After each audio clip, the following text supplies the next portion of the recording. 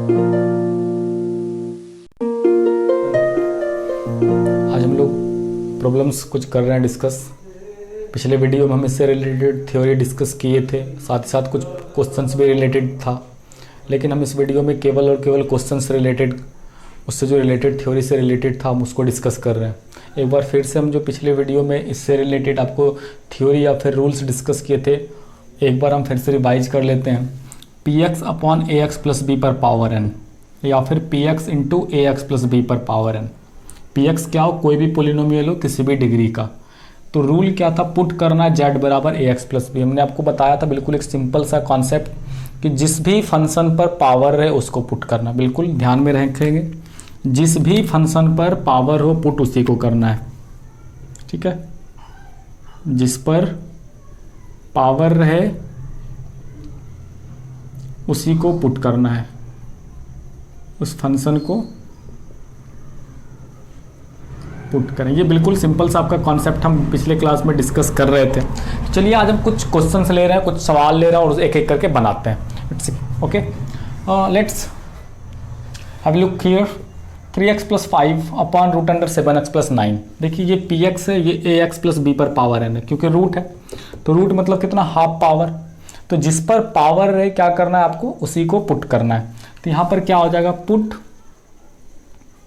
z बराबर 7x plus 9। Put z बराबर 7x plus 9। अब इसको क्या करना है, डिफरेंशिएट करना है, differentiating with respect to x। इसको क्या करना है, differentiating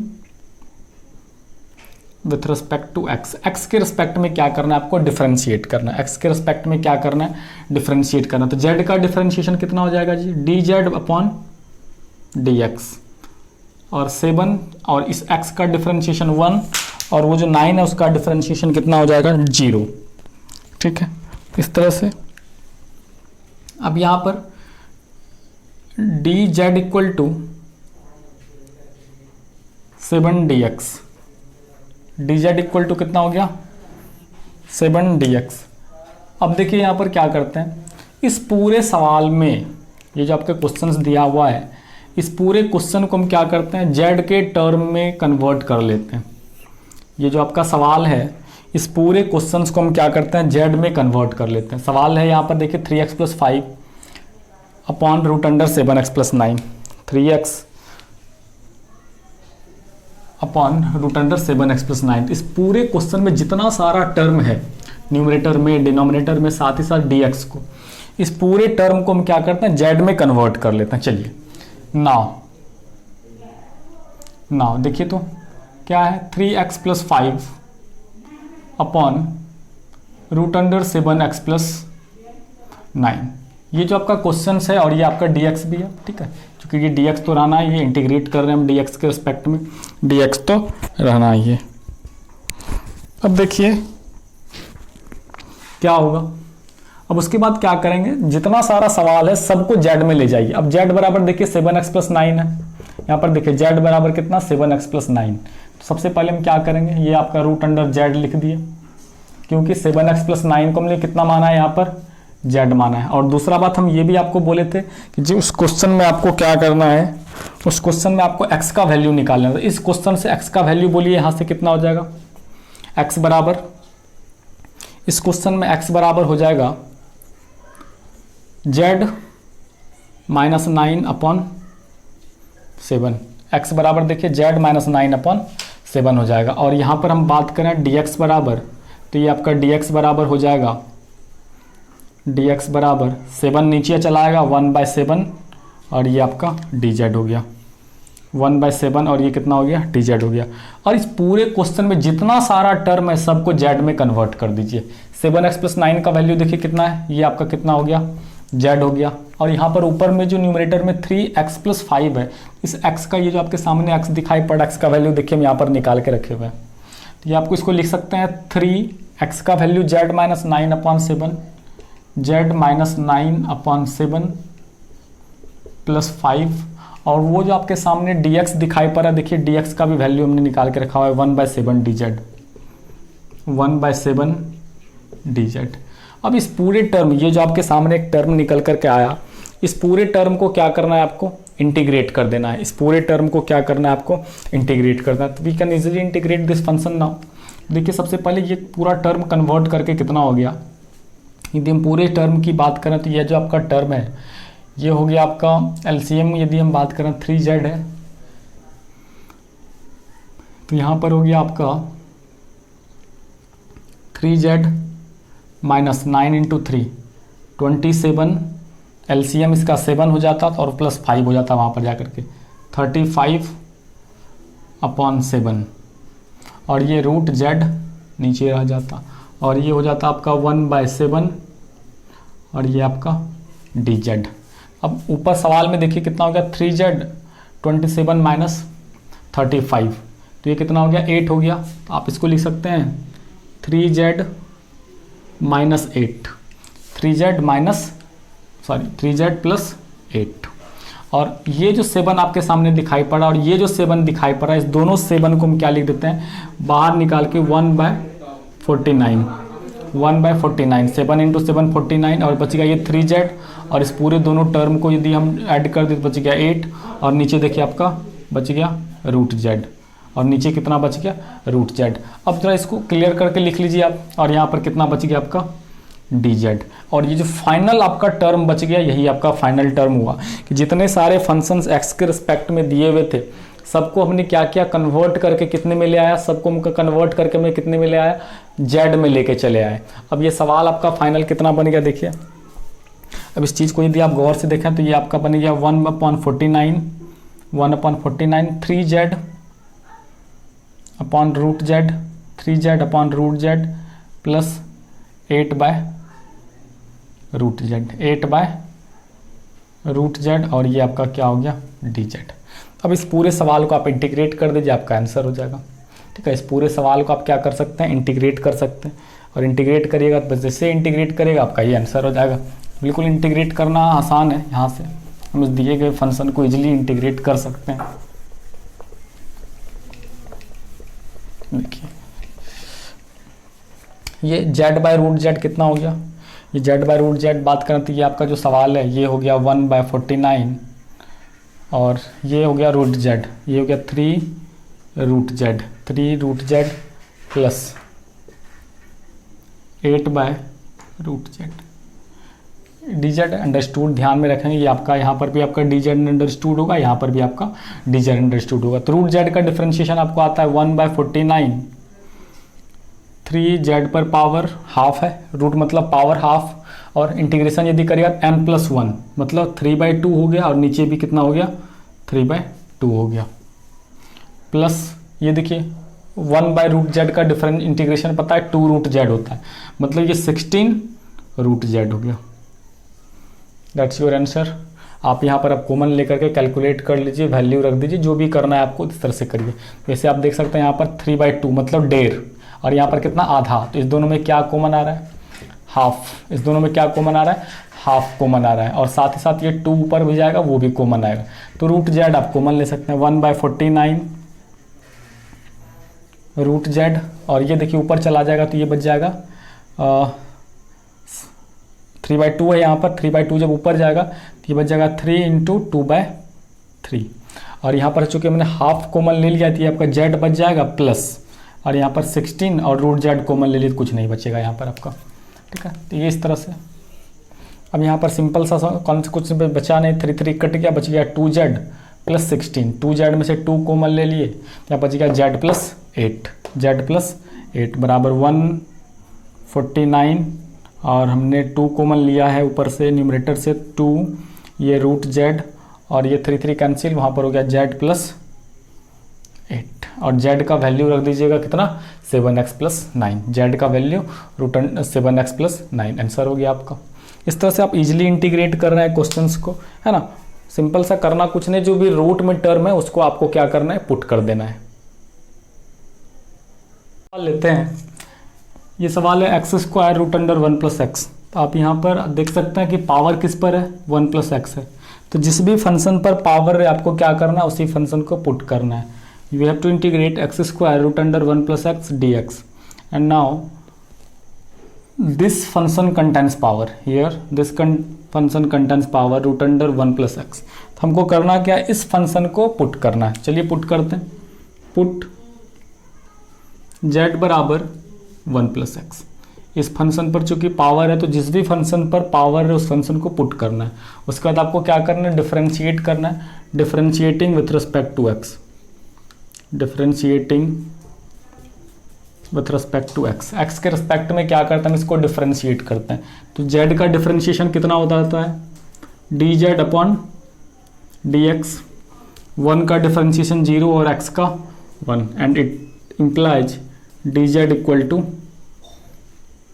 dx। dz equal to कितना हो गया, ये आपका dx हो गया। अब इस पूरे टर्म में से आपको क्या करना होता था, हम पहले भी आपको चर्चा किए थे कि यहाँ से आपको क्या करना, x का वैल्यू निकालना। We have to find the value of x from this expression and this becomes x equal to z minus 1 and now we integrate this function. अब जो ये आपके पास फंक्शन है हम इसको क्या करते हैं, इंटीग्रेट करते हैं।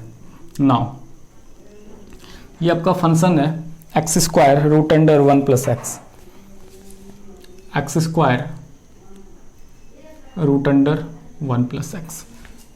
हम यहाँ पर क्या करने जा रहे हैं, जितने सारे टर्म हैं सबको हम z के टर्म में कन्वर्ट करेंगे। एक्स स्क्वायर देखिए, एक्स स्क्वायर मतलब क्या हो जाएगा, z माइनस 1 का होल स्क्वायर है ना। तो ये आपका क्या हो गया, ये z माइनस 1 का होल स्क्वायर। और हम 1 प्लस एक्स की बात करें तो 1 प्लस एक्स को हमने पुट किया हुआ है z, 1 प्लस एक्स को हमने पुट किया हुआ है यहाँ पर देखिए z। तो यहाँ पर ये आपका टर्म कितना बन जाएगा, रूट अंडर z। और ये जो आपका dz दिखाई पड़ रहा है तो dz का भी वैल्यू हमको यहाँ पर निकाला हुआ है और ये आपका dx है, ठीक है। तो ये dx का वैल्यू हमने निकाल के वहाँ पर क्या रखा हुआ है, dz। वहाँ पर भी हम लिख सकते हैं, कोई बात नहीं। तो ये हमने क्या लिख दिया यहाँ पर, dz।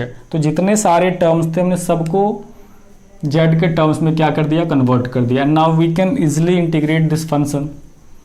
ये आपका a माइनस बी का होल स्क्वायर हो गया, a square plus B square minus 2ab।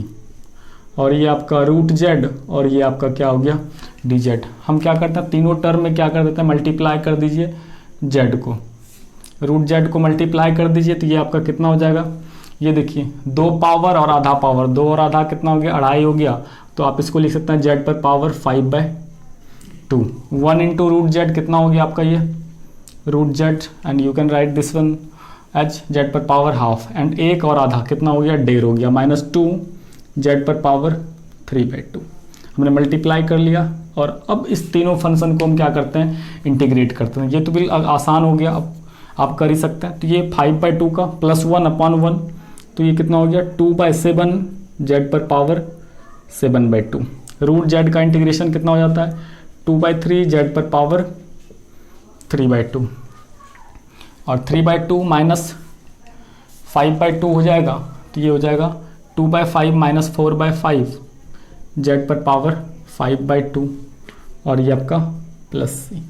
ये आपका इंटीग्रेशन हो गया। एंड जितने भी टर्म्स हैं आपके सामने, एक टर्म, 2 टर्म और तीसरा टर्म, इस तीनों में कुछ ना कुछ कॉमन दिखाई पड़ रहा है। तो जितना सारा टर्म कॉमन होगा आप उसको कॉमन ले लेगा। यहाँ पर देखिए सिंपल सा देख सकते हैं आप, ये 3.5 है, ये 1.5 है और ये कितना 2.5 है। इसमें से कॉमन आ रहा है 1.5, मतलब 3/2 आपको क्या आ रहा है, ये कॉमन आ रहा है। तो you can take common here z पर पावर 3/2। तो यहाँ पर से आप क्या करेंगे, z पर पावर 3/2 को क्या करेंगे, कॉमन ले लेंगे। चलिए हम लोग देखते हैं, कॉमन लेते हैं।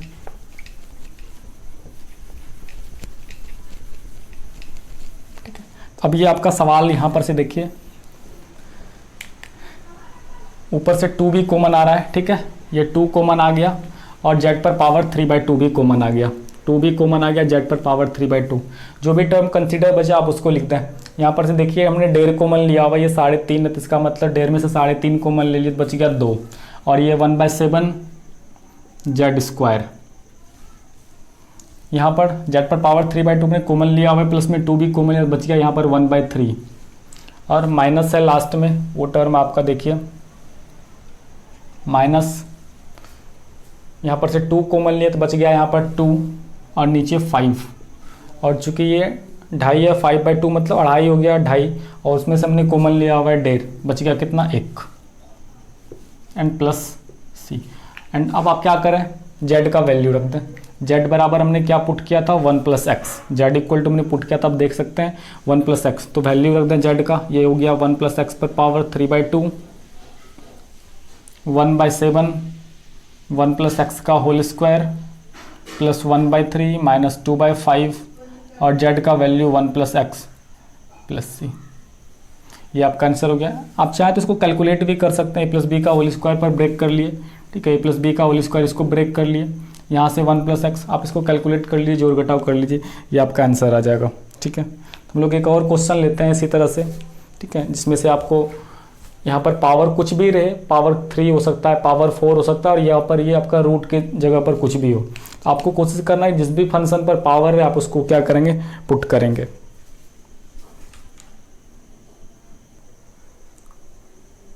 चलिए हम एक और सवाल लेते हैं। ठीक है, सवाल है आपके सामने 2x - 1 अपॉन x - 1 का होल स्क्वायर।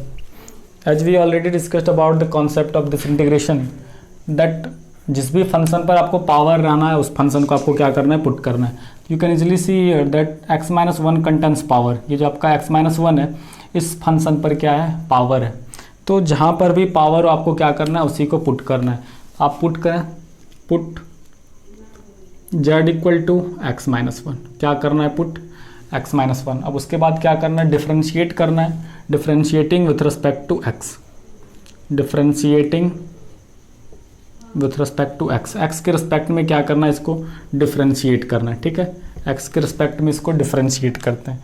तो जब x के रिस्पेक्ट में डिफ्रेंशिएट करेंगे तो z का डिफ्रेंशिएशन कितना हो जाता है, dz dx। x का डिफ्रेंशिएशन 1 हो जाता है और 1 का डिफ्रेंशिएशन d 0 हो जाता है। And finally it's becomes dz equal to dx। तो इस सारे टर्म्स का हम लोग क्या करेंगे, यूज कर लेंगे।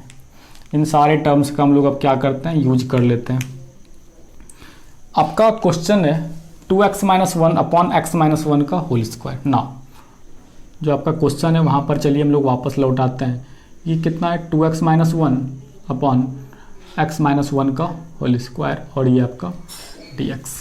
यहाँ से देखिए हम पहले भी आपको बोले थे यहाँ पर से x का वैल्यू निकाल लीजिए। x का वैल्यू कितना हो गया, x बराबर z प्लस 1। x का वैल्यू कितना हो गया वहाँ से, z प्लस 1। अब चलिए जितने सारे टर्म हैं क्वेश्चन में, जितने सारे टर्म है सारे टर्म को क्या करना है, z में कन्वर्ट करना है।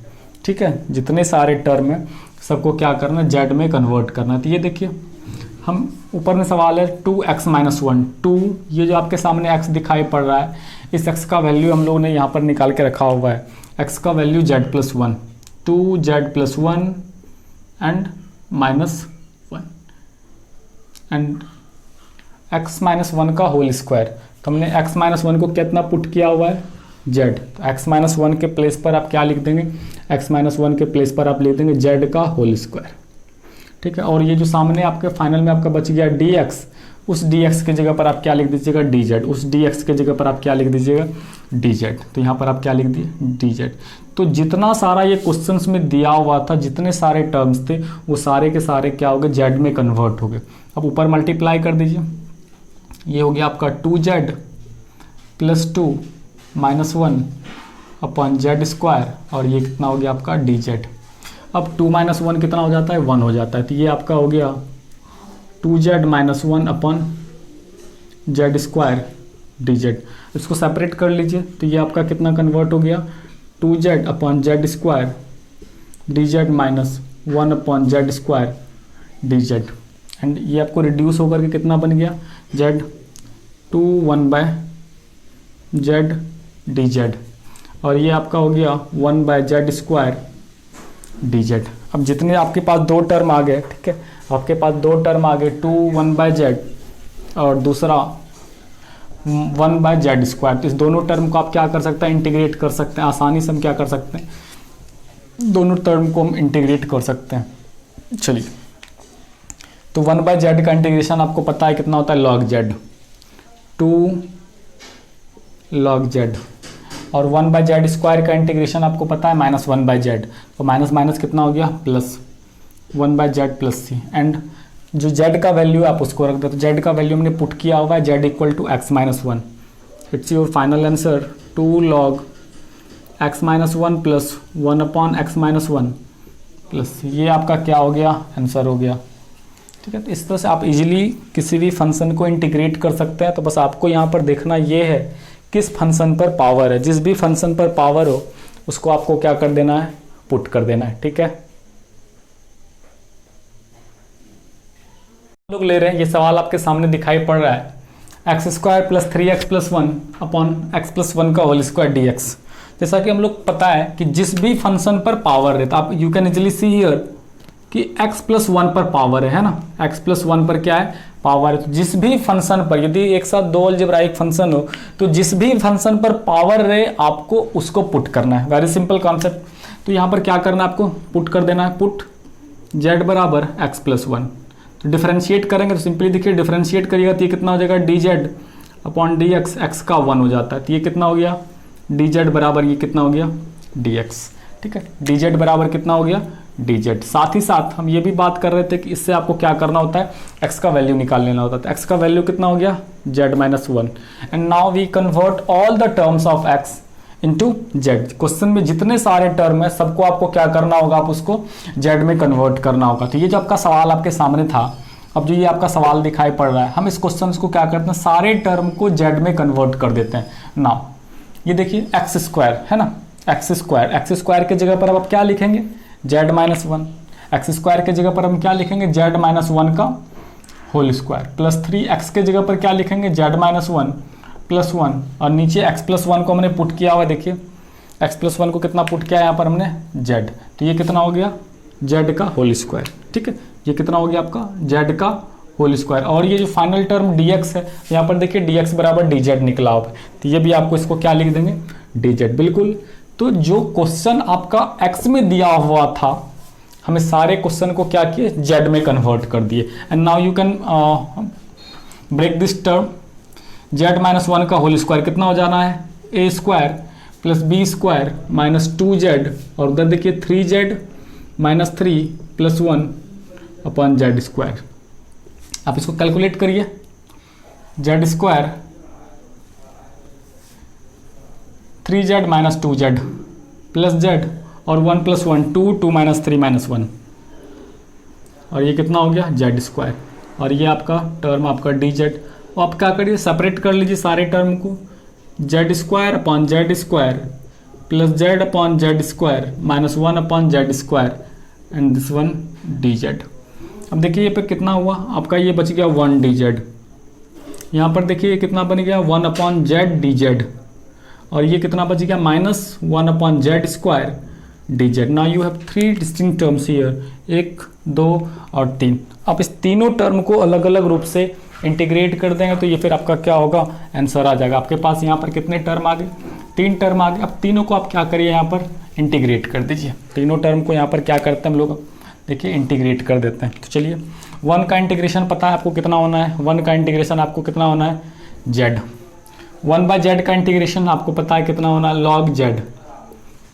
और माइनस 1/z स्क्वायर का इंटीग्रेशन होना है 1/z। 1/z का integration minus 1/z square, differentiation, इसलिए 1/z स्क्वायर का कितना हो गया, प्लस 1/z और प्लस c। अब z का वैल्यू आपको याद है हम क्या पुट किया है, z बराबर x प्लस 1 पुट किया है। ये आंसर हो गया x plus 1 plus log x plus 1 plus 1/x plus 1, और ये आपका c। ठीक है, इस तरह से यहाँ पर आप देख सकते हैं। एक चीज़ यहाँ पर सोचने वाली बात है, ठीक है, एक चीज़ यहाँ पर आप सोच सकते हैं कि c मतलब क्या होता है। c मतलब होता है कांस्टेंट, इंटीग्रल कांस्टेंट।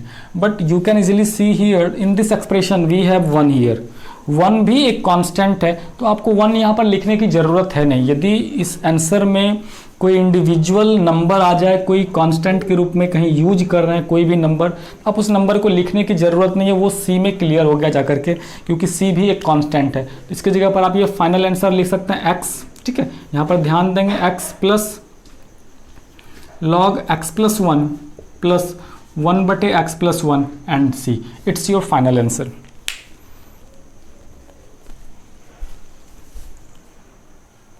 साढ़े 4। चलिए देखिए एक और क्वेश्चन हम लेते हैं, dx अपॉन एक्स पर पावर 1/2 प्लस एक्स पर पावर 1/3। बहुत ही अच्छा क्वेश्चन है, ठीक है, बहुत ही अच्छा क्वेश्चन है। आपको यहाँ पर समझ में बिल्कुल भी नहीं आ रहा होगा कि यहाँ पर आपको पुट क्या करना है, लेकिन देखिए यहाँ पर हम आपको एक बात समझाते हैं कि यहाँ पर क्या है, 1/2 है। गौर से ध्यान से देखेंगे 1/2 और यहाँ पर कितना है 1/3। तो आप सिंपली ये समझें 2 और 3 का एलसीएम कितना होगा 6, मतलब जो list number that is divisible by 2 and 3, तो ये 6 ही होना है। पावर यदि x के प्लेस पर कुछ भी पावर पुट कर देता है z पर पावर 6, तो ये फिर 2 से कटेगा और 3 से भी कटेगा। बस आपको ये यहाँ पर कंसीडर करना है कि यहाँ पर से जो स्मॉलेस्ट नंबर है उसको हम लोग यहाँ पर क्या करते हैं पुट करते हैं। तो इस सवाल में यहाँ पर रूल यही ध्यान में रखेंगे कि आपको पुट करना है, put x equal to Z पर पावर 6, पुट क्या करना है x इक्वल टू जेड पर पावर 6, ये आपको यहाँ पर क्या करना है पुट करना है। अब हम इसको क्या करते हैं differentiating with respect to x। अब x के रिस्पेक्ट में इसको क्या करना है डिफरेंशिएट कर दीजिए।